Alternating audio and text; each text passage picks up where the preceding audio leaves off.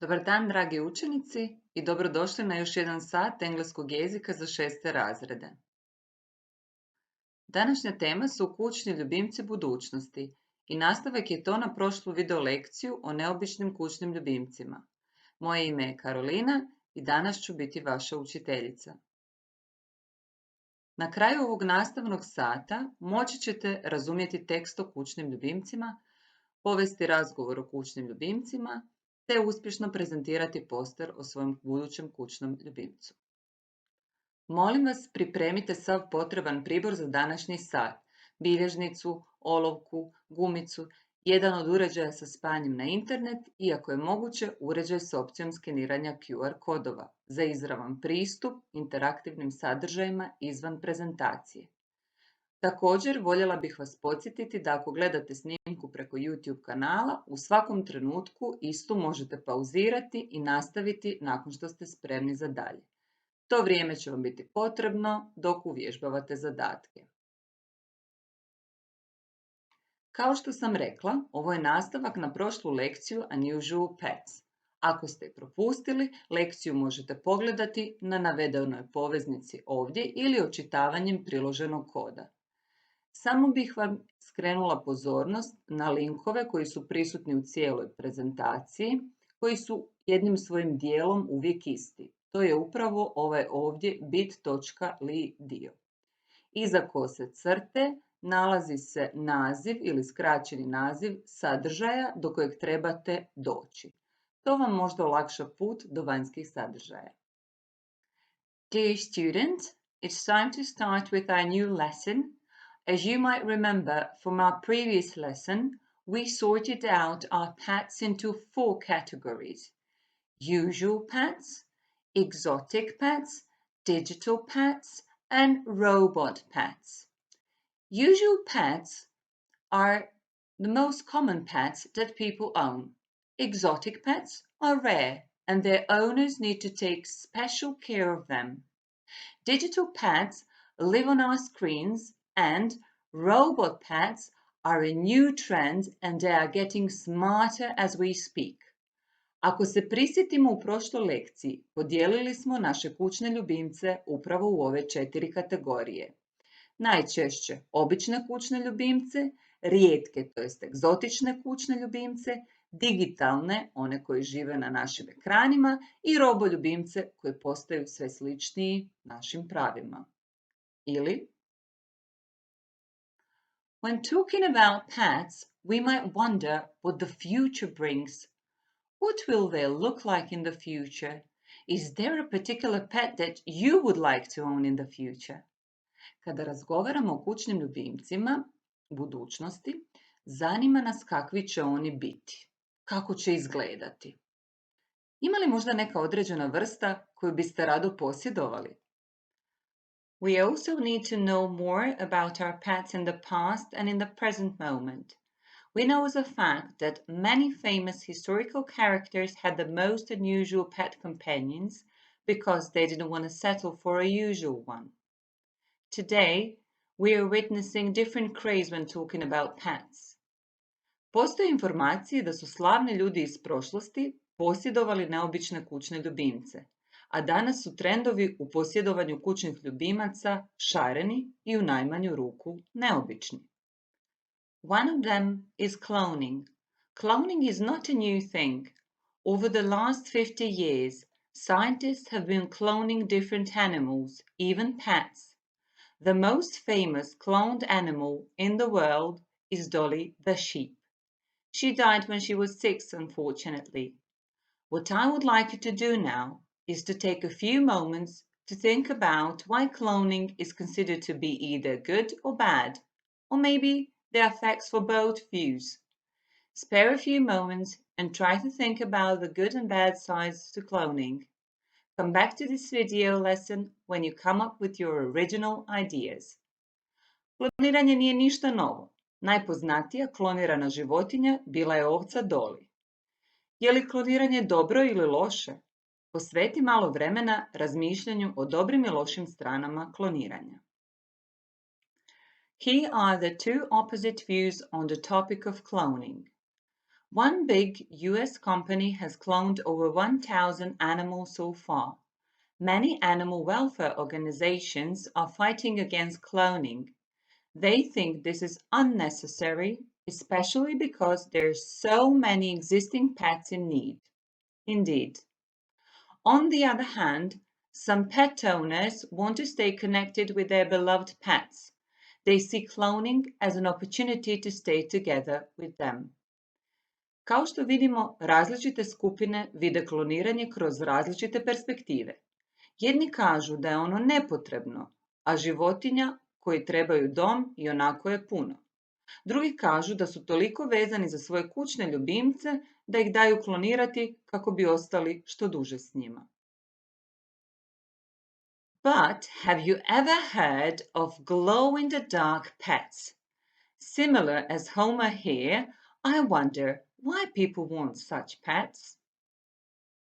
Dogs, cats, mice and pigs that glow in the dark. Yes, they exist. Scientists cut, remodel, and insert jellyfish genes into animals to make them glow. Originally, scientists' intention wasn't to make glow-in-the-dark pets, but to find cure for AIDS. Eventually, they came up with this idea. I have to admit that they look attractive, but I wonder whether this is something that is necessary. What do you think about this misuse? Da, kućni ljubimci koji svijetle u mraku postoje. No znanstvenici koji su zaslužni za ovu mogućnost nisu namjeravali pokrenuti ovaj neobičan trend, nego su do toga došli svojim pokusima kada su tražili lijek za AIDS. Što misliš o ovom fenomenu? Another trend is making pets look and behave like humans. This is called the humanization trend. From pet cafes, pet gyms, beauty parlors, pet birthday parties, wearable gadgets that track their health and everyday behavior, to pet food industry. Mnogi vlasnici kućnih ljubimaca imaju želju da njihovi ljubimci nalikuju sve više na njih. Tako imamo kafiće za kućne ljubimce, satove vježbanja za kućne ljubimce, salone za uljepšavanje, pripreme posebnih rođendanskih zabava, modne marke za kućne ljubimce, uređaje koji prate njihov rast, zdravlje, pa sve do posebne zdrave industrije prehrane za kućne ljubimce. The most popular trend nowadays are robot pets. I invite you to watch a video about the most popular robot pet named AIBO. Copy the link or scan a code to start the video. Enjoy!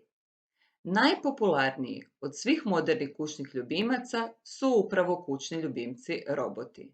Pogledajte video, uživajte i vidimo se nakon gledanja. I kako vam se čini pas robot? Do you like it? What makes you feel this way? Have a moment to think about your thoughts. Furthermore, let's think about the differences. Please take a moment and write your views in your notebooks. Pause the video and come back to it when you're ready. The questions are: what are the differences between a real pet and a robot pet? What makes owning a robot pet easier? What is better or worse when owning a real pet? Please write your original answers in your notebooks. Molim vas da odgovore na ova 3 pitanja napišete u svoje bilježnice. Pitanja se odnose na razlike između kućnih ljubimaca i robota, zatim što je lakše kada posjeduješ kućnog ljubimca robota, te što je bolje ili lošije kad posjeduješ običnog kućnog ljubimca. Welcome back, dear students. Now it's time for you to check your understanding of the AIBO video that you've seen. So please copy this link or scan this code, play the game, and come back to this video lesson as soon as you're finished. Your task in this game is to read the statements and to hit either true or false. Good luck! Vrijeme je da provjerite razumijevanje odgledanog videozapisa o psiću AIBO. Ovo je link, a ovo je kod koji možete skanirati kako biste pristupili igri. Zaigrajte i vidimo se po vašem povratku u video lekciju. To resume, we know that owning unusual pets dates way back in the past. We are aware of the trends nowadays, all the way from cloning to robot pets. Now it's time for you to think about the future of our pets. Try to answer these questions.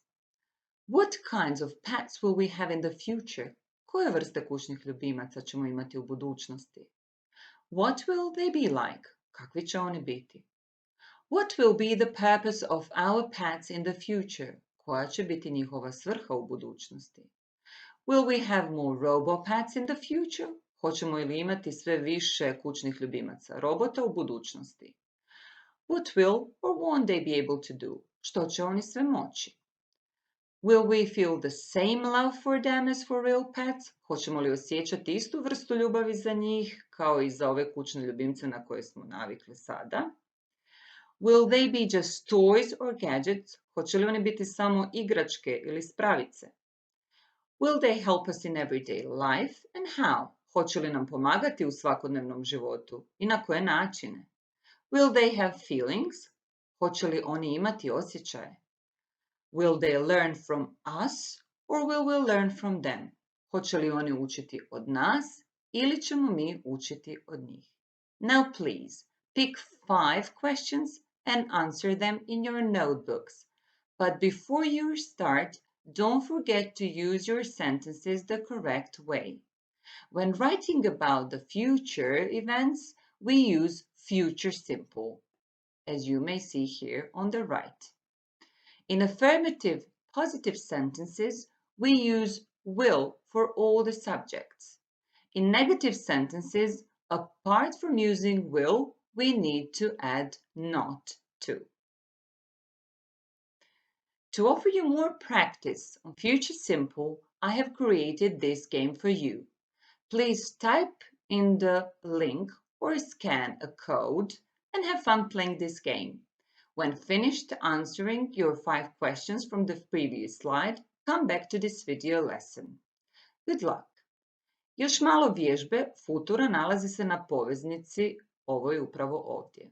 Vaš zadatak je posložiti riječi u rečenici tako da dobijete točnu rečenicu u glagolskom vremenu future simple. Kada ste odigrali igru, vratite se i na odgovaranje na onih 5 pitanja s prethodnog slajda. Vidimo se u nastavku. Dear students, do you wish to know what kind of future pet suits you the best? Do this Future Pet Fortune Teller quiz and find out. This is the way it works. Here is the start. The first question's answer leads you all the way to the end. So if your answer for the first question is yes, you need to follow this part and answer the second question, and so on.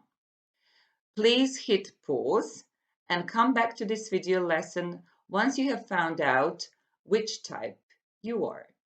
Želite li saznati koji je vaš kućni ljubimac budućnosti? Odgovorite na ova pitanja, pravilno slijedite put uz pomoć vaših odgovora i saznajte. Good luck! Are you ready to find out your answers? What type are you? Type 1's ideal pet is a usual one. Type 2, an exotic pet. Type 3, a robot pet.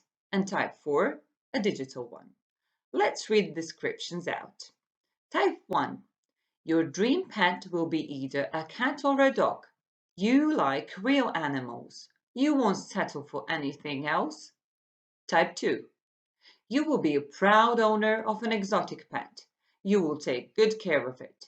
You will show it to everyone. Type 3. Your pet from the future will be a robot pet. It will help you around the house. You will enjoy every second together.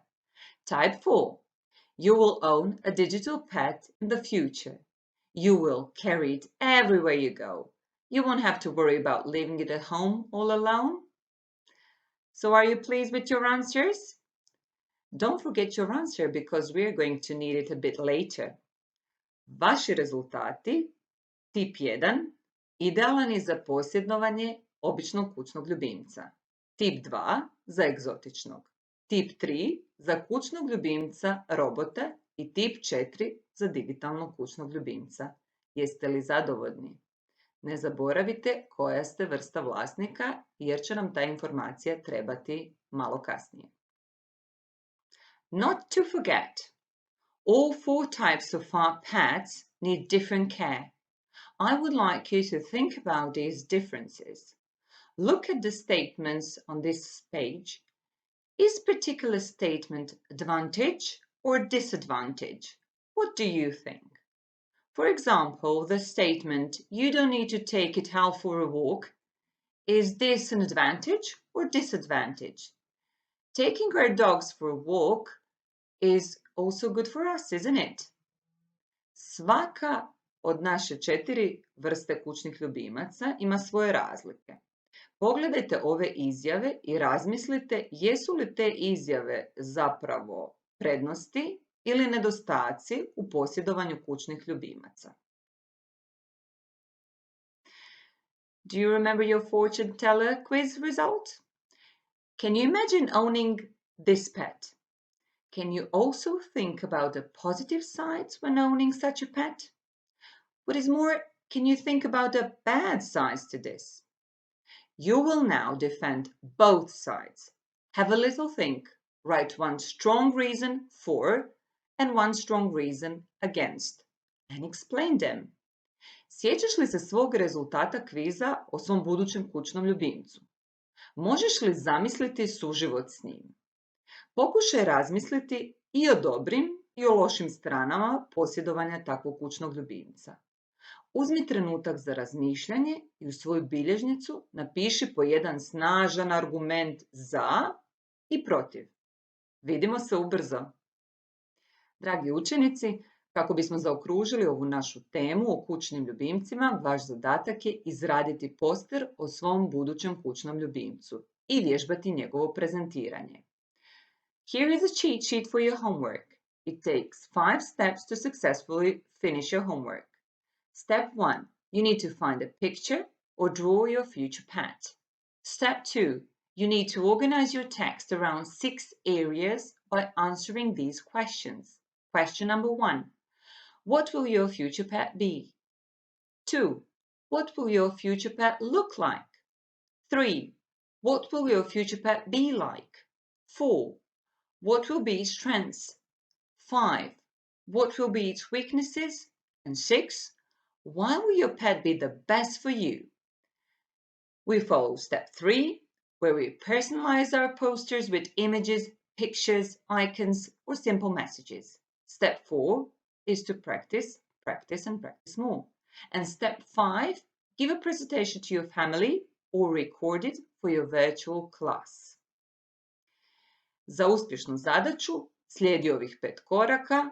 Broj 1. Pronađi ili nacrtaj sliku svog kućnog ljubimca iz budućnosti. Odgovori na ovih 6 pitanja. Koji će to biti tvoj kućni ljubimac iz budućnosti? Kako će izgledati? Kakav će biti? Koje će biti njegove vrline? A koje mane? I zašto će baš taj kućni ljubimac biti idealan za tebe? Zatim uredi svoj poster tako da nosi tvoj potpis i bude originalan. Vježbaj i naposljetku prezentiraj. Sretno! Dragi učenici, kako biste znali da ste na dobrom putu u izvršavanju zadataka, ova lista će vam u tome pomoći. Ako ste u svom posteru mislili na ove 4 stvari, odnosno pazili na te 4 stvari, onda će vaša prezentacija biti uspješna. Statement number 1. I have followed and completed all 5 steps from my homework instructions. Slijedio sam svih 5 koraka u uputama za domaću zadaću. Number 2. I have answered all 6 questions in step 2 from my homework instructions. Odgovorio sam na svih 6 pitanja u koraku broj 2. Statement number 3. I have used future simple when describing my future pet. Koristio sam futur u opisivanju svog kućnog ljubimca budućnosti. And number 4. I have practiced all presentation of my poster. Vježbao sam, vježbao i vježbao prezentaciju svog postera.